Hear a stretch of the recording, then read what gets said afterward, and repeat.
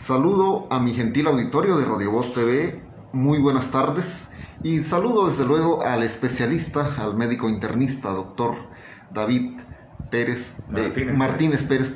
Grato saludarlo, mi doctor, ¿cómo está usted? Bien, buenas tardes al auditorio que nos escuchan, y aquí estamos pues para poder orientarnos sobre los temas de salud actual. Por dos motivos muy importantes, doctor, estamos tocando el tema de las neumonías. Uno, porque empieza la temporada de lluvias y básicamente son diversos padecimientos de índole respiratoria que empiezan a afectar a la población. Y el segundo, la pandemia mundial COVID-19 que simbra, que sacude, que está causando estragos. Entonces, empezando desde el principio, creo que estamos en una temporada, en una zona tropical, en una temporada de lluvias. ¿Qué riesgos debemos prevenir? ¿Cómo debemos prevenirnos? Bueno, mira, la neumonía adquirida en la comunidad, que es la neumonías que no tienen que ver con relación con ninguna lugar asistencial de salud o algún hospital. Son neumonías que tienen diferentes gérmenes que la van a ocasionar, que pueden ser bacterias o virus, los más frecuentes. Y en la pandemia actual, pues el virus atípico que más ha afectado en estos momentos de neumonía, pues es el virus del coronavirus. Sí. El SARS-CoV-2 o coronavirus. La enfermedad se llama COVID-19, la que provoca. Pues alarmante las cifras, estamos revisando, ya casi pegamos a los 3 millones de infectados en el país y casi 250,000 muertes, o sea, es alarmante. Y en esta tercera ola, pues las cifras han disparado. La observación que yo he tenido con respecto a la enfermedad es quizás que hay más casos que en la primera ola. Mucho más casos y aunque la mortalidad no es aumentada con respecto a la primera, pero sí de pacientes graves. Doctor, si hacemos una comparación entre esa primera ola, cuando todo el mundo desconocía, cuando esto era algo de total desconocimiento, quizás más temor, y la comparación con esta tercera, ¿cuáles pudieran ser las características de una y otra? Bueno, recordemos que en la primera ola, en la variante nativa, que era la variante del coronavirus inicial, pues sí daba muchos síntomas y afectaba sobre todo a la población adulto mayor, a la población vulnerable, obesos, diabéticos, hipertensos y mayores de 65 años. Sí vimos en los hospitales, los que trabajamos en hospitales directamente con pacientes COVID graves, sí vimos pacientes jóvenes, pero no era la mayoría. En su mayoría eran pacientes adultos mayores, los que tenían que requerir que se intubaran y que requerían ventilación mecánica asistida. Así es. En este momento, la variante que está circulando ya cambió todo totalmente el panorama de la pandemia, influido por las variantes y influido también por la vacunación. O sea, la población ahora más vulnerable es la población no vacunada. Pero la vacunada también se sigue infectando. Con las variantes se han corrido estudios de vacunas que nos indican que sí tienen, digamos, efectividad contra la mortalidad o la enfermedad grave, pero con la infección es muy baja con la nueva variante. Entonces todos nos podemos infectar y podemos cursar con enfermedad leve. Entre más casos haya de COVID con enfermedad leve, pues va a haber más casos que puedan agravarse, que requieran hospitalización, o que requieran oxígeno, o que requieran ventilación mecánica asistida. Por eso es la alarma y el llamado que siempre estamos haciendo constantemente al personal de salud a cuidarse a pesar de que estén vacunados. Y la población que no está vacunada, que es la población joven, es la que está siendo, se está afectando de mayor medida, y son las que están pues requiriendo hospitalizaciones, requiriendo oxígeno e incluso en algunos casos ventilación mecánica. O sea, se invirtió un poco el grupo etario. En la primera ola eran los abuelitos mayores de 65 y ahorita vemos que hay un rango de edad en los hospitales hospitalizados entre 35 hasta 50 años. COVID-19 en su tercera ola está afectando a gente joven, básicamente. Así es. Incluso sin comorbilidades. O sea, ya la obesidad, diabetes, hipertensión, que son factores de riesgo muy importantes para que curse una enfermedad grave en un paciente, los vemos en pacientes jóvenes que no son diabéticos, no son hipertensos, no son obesos y sin embargo se agravan. Y das una característica, ¿cuál es la tasa de mortalidad? Es decir, de 10 enfermos de este padecimiento, diríamos, ¿cuántos fallecimientos, cuántos logran salvar? Los indicadores dicen 85 a 90% de los pacientes se cursan con enfermedad leve. Del 10 al 5% van a requerir hospitalización. Y de esos, del 2 al 5%, van a fallecer. Esa es la estadística estimada de forma general. Sin embargo, lo que hemos observado en la primera ola, pues la primera nos agarró muy apremiados, tuvimos incluso como personal médico que atendimos directamente pacientes COVID graves, no leves, sino pacientes graves. Pues la verdad había mucho temor, no sabíamos incluso, nos cambiaban, la OMS nos cambiaba los tratamientos, sí. Una semana nos decía que era esto, después otro, entonces había mucha incertidumbre y además temor de poder ser, y que adquirir la infección uno, ¿no? Y poderla llevar a la familia. Entonces, y ahí es donde yo le insisto a la población, porque a veces tienen esa idea de ir al hospital que los van a intubar. O sea, como que fuera algo que estamos deseando el personal de salud hacer, cuando realmente el mayor grado de exposición que tenemos nosotros de adquirir la infección es intubando un paciente. O sea, yo no quisiera intubar ningún paciente. Se intuba porque es necesario, es una medida de soporte. Entonces es importante que la población lo sepa. O sea, los médicos no es que tenemos una afinidad por intubar a los pacientes, porque es cuando más nos arriesgamos nosotros. Caray, bueno, entonces ahora andamos en la calle por cuestión de labores, andamos en la calle por diversas razones. ¿Qué medidas debo tomar? Antes de que me conteste, le digo a nuestro auditorio que estamos transmitiendo desde la Clínica Guadalupana, situada aquí sobre calle Francisco Saravia, del barrio de las Flores de la ciudad de Las Chopas, nuestra entrevista con el doctor David Martínez. Sí. Todas las neumonías, se contagian por contacto de gotas o microgotas. Es decir, cuando uno habla o estornuda o tose, transmite uno en esas gotas, van los gérmenes, ya sea bacterias o virus. En este caso, lo que nos está afectando es el virus, el coronavirus. Entonces, ¿cómo evitar el contagio? Pues hay mecanismos de barrera para no tener contacto con esas gotas ni microgotas. ¿Y cuál es? Pues el uso del cubrebocas. Uso del cubrebocas constante. Que si volvemos atrás en la epidemia, incluso la OMS en un principio no lo recomendaba de forma habitual, solamente en los enfermos. Y después fue cambiando todo, o sea, todo ha ido cambiando. Doctor, usted y yo en este momento estamos portando, creo que correctamente, nuestro cubreboca. Así es. Lo voy a decir en término coloquial porque, gracias a Dios, nuestro auditorio lo componen taxistas, docentes, campesinos, etcétera, todos los estratos sociales. Y bueno, lo diré coloquialmente. Muchas personas traen el cubreboca como cubrepapada, válgase la expresión. Otros lo traen no cubriendo la nariz, otros, pero bueno, esa es una apreciación mía, puedo estar equivocado. ¿Pudiera usted describirnos cuáles son los...? Mire, es muy importante el uso correcto del cubrebocas y no estarlo manipulando mucho. Así es. Por ejemplo, ahorita toda esta área del cubrebocas está contaminada ya. Sí. Entonces, si yo me lo voy a quitar, primero debo de lavarme las manos, usar alcohol gel y retirarlo completamente.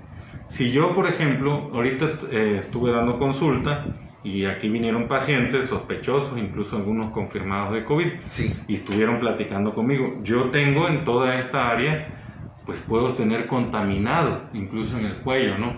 Si yo hago esa maniobra de ponérmela aquí, como le ponen, dicen hamaca de papada, dice coloquialmente, entonces Cuando yo vuelvo a arrastrar el cubrebocas a su sitio correcto, todos los gérmenes que tenía aquí me los estoy llevando precisamente a la boca y la nariz. Sí. Entonces me estoy autocontaminando yo.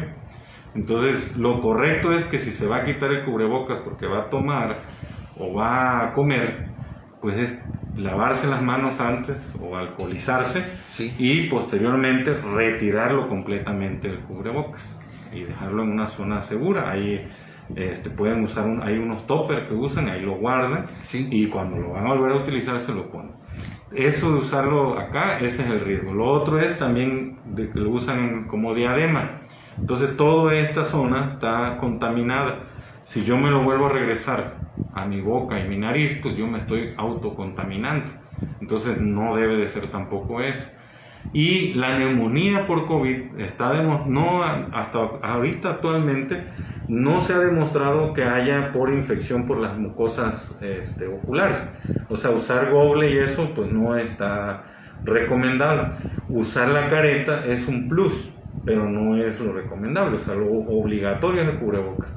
Entonces la cuestión de los ojos y eso pues no tiene tanto riesgo a la hora de usar gogles o usar careta, ¿no? Sí. El cubrebocas sí está demostrado que es por vía respiratoria, o sea, por la nariz o por la boca, a la hora de que uno aspira esas gotas o microgotas, y entonces van a ir a las vías respiratorias. Por eso tampoco usarlo a media nariz tampoco es correcto. No es correcto. Está protegido un 50% nada más de la boca. La nariz puede aspirar algunas gotas o microgotas y contaminarse, y entonces tener una neumonía por COVID. De hecho, para tanta gente que deja deslizar su cubreboca hacia abajo descubriendo la nariz, diríamos que está en un potencial peligro de un 50%. Así es. Tiene una protección de un 50% de la utilidad que tiene el cubrebocas. Por ejemplo, los cubrebocas dan una protección de más del 90%. Entonces, si le reducimos, nada más con que baje el cubrebocas y descubra su nariz, le va a reducir su efectividad a menos de un 45%, y nos estamos exponiendo, tan solo por el pequeño detalle de no usarlo correctamente. Doctor, un factor determinante, tanta gente que transita en la calle a veces equivoca el sitio de colocar en cualquier bolsillo o en el bolso femenino o en cualquier... ¿Qué procedimiento será viable aplicar alcohol en... ¿Cómo se llama? En aerosol, ¿es correcto decirlo así? Sí, mira, no es las microfibras que constituyen los cubrebocas, ya sea los tricapa o en este caso los KN95, cuando se humedecen pierden sus propiedades. Entonces por ejemplo, estos cubrebocas de KN95 pueden durar hasta 36 horas, sí, incluso un poco más, con el uso, o sea, con el cuidado adecuado. Incluso hay estudios donde los ponen al sol cada cierto tiempo y puedes reutilizarlos. Pero si los mojas pierden su propiedad. Por ejemplo, los tricapa, desgraciadamente nuestro clima no nos permite usarlo mucho tiempo porque se humedecen, y humedecido pierde totalmente su efectividad. Y con esto pasa igual, o sea, si se humedecen, ya no, las fibras ya no tienen esa característica de barrera que es la que protege contra el coronavirus, y entonces podemos tener una falsa sensación de que andamos protegidos, pero no es así. Entonces, si se humedecen, es desecharlos. Alerta en ese sentido. Es entonces. desecharlos. Bueno, doctor, cuando alguien empieza con síntomas de... Bueno, mejor la pregunta la cambio por esta. ¿Qué síntomas deben alertarme para acudir al médico de inmediato? Bueno, actualmente estamos viviendo la tercera ola, hay una gran diseminación del virus a nivel de la población, y lo recomendable es acudir al médico ante cualquier síntoma respiratorio alto, que es lo más común que ocurre al inicio de la enfermedad de la COVID-19, que es rinorrea, o sea, congestión nasal, sí, o descarga, como le dice la gente, no tengo descarga, o sea, que moco en la nariz, tos, que puede ser seca o con flemas, dolor de garganta, fiebre, dolor muscular, ante cualquier síntoma de esto, todos los pacientes ahorita actualmente son sospechosos de COVID. Y habrá gente que diga, ay, los médicos puro COVID, pero es que es el momento. Lo vivimos en la primera ola, al principio no lo creían las personas y lo empezaron a creer cuando empezaron a tener pérdidas fatales de gente cercana. No hay que esperar a eso, el tratamiento del COVID ha evolucionado mucho. También eso, hay que ver que no se deben de automedicar los pacientes, y el tratamiento del COVID leve está bien establecido, es un tratamiento sintomático, pero ¿por qué acudir al médico? Porque el médico debe ser capaz de identificar, de acuerdo a los días, de acuerdo a la sintomatología, ir sospechando las complicaciones que pueden ocurrir en el COVID, y en base a eso solicitar el estudio correspondiente y el tratamiento adecuado para que no se complique el paciente. Me pasa muy seguido que a veces tenemos pacientes que tienen primer día de síntomas y fueron con algún médico y ya le pidieron un montonal de estudios, Sí. y le pidieron radiografía y se gastaron su dinerito que tenían, pues obviamente el paciente hace lo que le dice el médico. Claro. Y todo está normal. Pues todo está normal, ay, qué bueno, ya estoy tranquilo, pero está empezando la enfermedad. Y después del 7º día, cuando se ve la neumonía por COVID, en donde sí requiere hacerse radiografía, sí requiere hacerse una serie de estudios para incluso ver pronóstico y grado de inflamación del cuerpo, resulta que pues ya están muy desgastados y ya no se lo pueden hacer. Y es donde hay una digamos, una falsa sensación de seguridad de que haber tenido sus resultados bien cuando fueron mal indicados, ¿no? Entonces tenemos que tener los médicos, todo ahorita. Fíjate que esta pandemia también ha ocurrido muchas cosas buenas. Todos los artículos de COVID de las revistas prestigiosas están gratuitos en las redes sociales. El médico que no quiere actualizarse, es porque de plano no hay pretexto, pues, es porque no le interesa. Pero todos están gratuitos, entonces debemos de tener bien actualizado, porque no es lo mismo un paciente COVID en los primeros días a los 7, 8 días o incluso a los 14 días. Aquí dos lecciones entonces. Número 1, hay información confiable al alcance. Así ¿Sí? es. Número 2, estamos obligados, no solo los médicos, sino toda persona, a leer, a actualizarse, a informarse. Claro. Y sobre todo no automedicarse. Y ante los síntomas que mencionamos, acudir con su médico de confianza para que él, con esos síntomas, vea si cubre tiene la sospecha diagnóstica y le pide el estudio adecuado. Doctor, sin duda una temática muy amplia y que podríamos desarrollar en 1, 2, 3, infinidad de... Cuando gustes, aquí estamos. La idea es, en este momento, con precisión y con concisión, hemos abordado este tema. Gentil auditorio, yo quiero rogarles el grandísimo favor de que esta entrevista, que ha sido con el especialista, el médico internista David Martínez Pérez, lo comparta, por favor, desde la consideración que tiene el propósito de llevar conciencia, información sobre salud en estos tiempos en que COVID-19 en su tercera ola está afectando ya a más de 3 millones en el país.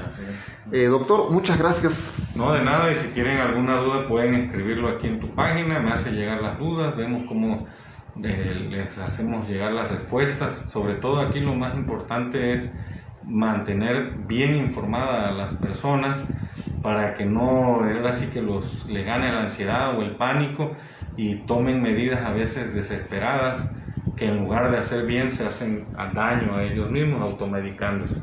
Es muy importante que sepan la fuente de dónde obtienen su información. Doctor, muchas gracias, muy útil, y desde luego también le decimos, amable auditorio, esta transmisión en vivo será compartido también en La Voz del Sur, también en la página personal del doctor David Martínez Pérez. Y bueno, agradecemos las facilidades que nos brinda la Clínica La Guadalupana, situada en Las Chopas, Veracruz, donde usted siempre es bien recibido, bien atendido con especialistas como el doctor David. Buenas tardes.